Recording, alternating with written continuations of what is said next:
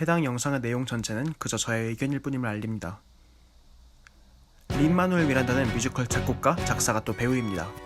대표작으로는 뮤지컬 인 더 하이츠, 해밀턴, 영화 모아나에서 작곡, 작사를 맡았고 차기작으로는 디즈니의 엔칸토와 인어공주에서 작곡, 작사를 맡았죠. 벤츠 파셋과 저스틴 폴은 뮤지컬 작곡가, 작사가 듀오입니다. 뮤지컬 디어 에반 핸슨과 영화 위대한 쇼맨에서 작곡, 작사, 영화 라라랜드에서 작사를 맡았고 차기작으로는 디즈니 영화 백설공주에서 작곡을 맡았습니다. 개인적으로는 현 2020년대 영어권 뮤지컬계의 양대 산맥이라고도 생각하는 작곡가들인데요. 그런데 파셋 캠폴과 린-마누엘 미란다의 스타일은 아주 다른 편입니다. 한번 보시죠. 우선 두 작곡가의 대표작, 대표곡의 가사를 한번 살펴볼까요? Alexander Hamilton, My name is Alexander Hamilton, and there's a million things I haven't done, but just you wait, just you wait.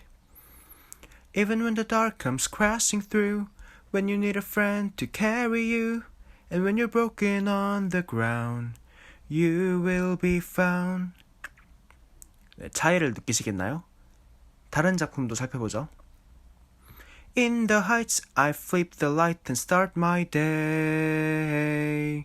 There are fights and less debts and bills to pay. In the heights I can't survive without cafe. 'Cause tonight seems like a million years away. In Washington Heights. When the selfish words wanna cut me down, I'm gonna send a flood, gonna drown them out. I am brave, I am bruised, I am who I'm meant to be. This is me. 린-마누엘 미란다의 노래들은 주체나 대상에 극에 등장하는 인물이나 지명의 고유명사를 그대로 쓰지만 파셋 캠폴의 노래들은 나, 너, 그들 같은 표현들을 사용하여 주체와 대상을 두루뭉술하게 만드는 편입니다. 다시 말하면 린-마누엘 미란다의 노래들은 극과 유기적으로 작용한다면 파셋 캠폴의 노래들은 노래의 한 곡 한 곡의 완성도가 높다고 볼 수 있습니다. 사실 시대를 대표하는 뮤지컬 작곡가들은 전부 이 두 부류로 나눌 수 있는데요. 7, 80년대의 앤드류 로이드 웨버와 스티븐 손드하임, 90년대와 00년대의 조나단 라슨과 스티븐 슈왈츠, 그리고 2010년대와 20년대의 린-마누엘 미란다와 파셋 캠폴에 이르기까지 그렇습니다. 그렇다면 각각의 부류의 장단점은 무엇일까요?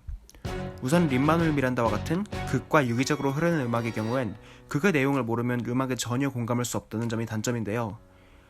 예를 들면 스티븐 손드하임의 뮤지컬 스위니 토드의 Not While I'm Around라는 넘버에서 소년 토비아스는 스위니 토드로부터 러빗 부인을 지켜주겠다고 노래하지만 사실 스위니 토드의 공범이었던 러빗 부인은 거짓으로 토비아스에게 자신도 토비아스를 지켜주겠다고 노래합니다. 이때 진심을 말하는 토비아스의 노래는 반주와 화음이 맞지만 러빗 부인의 노래는 같은 멜로디이지만 반주와 묘한 불협화음을 보여줌으로써 러빗 부인의 말이 거짓임을 또 거짓말이 들통날까봐 조마조마한 러빗 부인의 심정을 표현합니다. 극의 내용을 아는 관객이라면 탁월하다 생각이 되겠지만 극을 모르는 채 이 노래만을 듣는다면 그저 불협화음에 불과한 넘버가 되는 것이지요. 마찬가지로 알렉산더 해밀턴이 누구인지 모르고 워싱턴 하이츠가 어디인지 모르는 관객에게 해밀턴과 인 더 하이츠의 가사는 이해가 가지 않을 것입니다. 하지만 분명 그만큼 극을 보며 인물에 대해 더 알고 특정 장소나 사물이 그 인물들에게 어떤 의미인지를 알게 된 관객들은 그 넘버를 들으며 극 속에 빠져들게 됩니다. 그리고 이로 인해 극의 완성도는 훨씬 더 높아집니다. 실제로 웨버의 오페라의 유령, 슈왈츠의 위키드 등이 대중적인 흥행과 인지도는 돋높지만 손드하임의 조지와 함께한 일요일 공원에서나 라슨의 렌트 같은 상대적으로 덜 알려졌지만 극과 음악에 유기적으로 작용한 작품들만이 퓰리처 드라마상을 받은 뮤지컬들임을 알 수 있습니다. 반면 파셋 캠폴과 같은 노래 한 곡 한 곡의 완성도가 높은 노래들의 경우 극에서 노래가 붕 뜨는 경우가 많습니다. 예를 들어 스티븐 슈왈츠의 뮤지컬 위키드의 1막 끝에서 서쪽마녀 엘파바는 중력을 넘어서서 오즈의 마법사에게 대항하겠다는 다짐을 밝히며 명곡 Defying Gravity를 부르며 관객들을 감격하게 하지만 2막 내내 엘파바는 마법사에게 대항하기보단 마법사에게서 도망다니기 바쁩니다. Defying Gravity가 얼마나 명곡이냐를 떠나서 이는 명백한 서사적 결함이고 극으로서 위키드의 완성도를 떨어뜨립니다.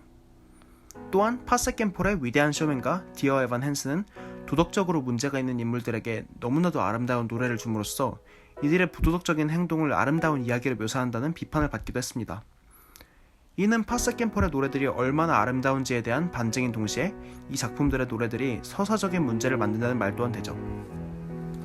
하지만 잘 만든 넘버는 분명 사람들을 끌어모읍니다. 뮤지컬에서 중요한 건 관객들이 느끼고 가는 정서인 만큼 완성도 있고 듣기 좋은 넘버들은 관객들이 뮤지컬을 보는 이유이기도 하죠. 뿐만 아니라 잘 만든 넘버들은 기억에 오래 남고 그만큼 작품의 수명을 늘려줍니다. 극이 제작될 당시에 사회 문제를 다루는 데 충실한 대본과 넘버들이 있었던 레너드 번스타인의 웨스트 사이드 스토리나 조나단 라슨의 렌트와는 달리 앤드류 로이드 웨버의 오페라의 유령 등의 작품은 현대 진행형 명작 뮤지컬로 여겨집니다. 그럼 어떤 뮤지컬들이 더 좋은 뮤지컬인가? 이에 대한 정답은 없다고 생각합니다. 개개인의 취향이나 관객의 접근 방식에 따라 갈릴 수밖에 없습니다. 하지만 개인적으로 뮤지컬에 처음 입문하시는 분이라면 파세켄폴과 같은 한국의 완성도가 높은 뮤지컬에 깊게 빠져있거나 빠져보고 싶은 분이라면 린-마누엘 미란다와 같은 노래가 유기적으로 극과 함께 흐르는 뮤지컬을 추천하고 싶습니다. 두 부류의 뮤지컬에 대해서 이야기해봤는데요. 여러분의 생각이 어떤지 댓글에서 알려주시면 감사하겠습니다. 지금까지 박지원이었습니다.